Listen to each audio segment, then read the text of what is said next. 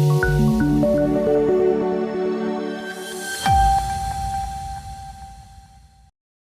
દર્શક મિત્રો, સમાચારની વાત કરવામાં આવે તો આણંદ નજીક અમદાવાદ વડોદરા એક્સપ્રેસ હાઈવે પર અકસ્માતની ઘટના બની।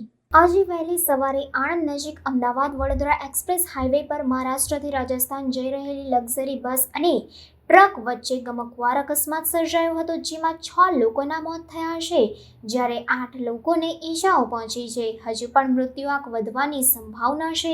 આ અંગે હાલમાં પ્રાપ્ત થયેલી માહિતી પ્રમાણે બસનું ટાયર ફાટતા સાઈડમાં ઊભી હતી, ત્યારે ડ્રાઈવર, ક્લીનર તેમજ કેટલાક મુસાફરો પણ બસમાંથી ઉતરી ડિવાઈડર પર બેઠા હતા। તે સમયે અચાનક પૂરપાટ ઝડપે આવી રહેલી ટ્રકે બસને પાછળથી ટક્કર મારી અને બસ ડિવાઈડર પર બેસેલા લોકો પર ફરી વળી હતી।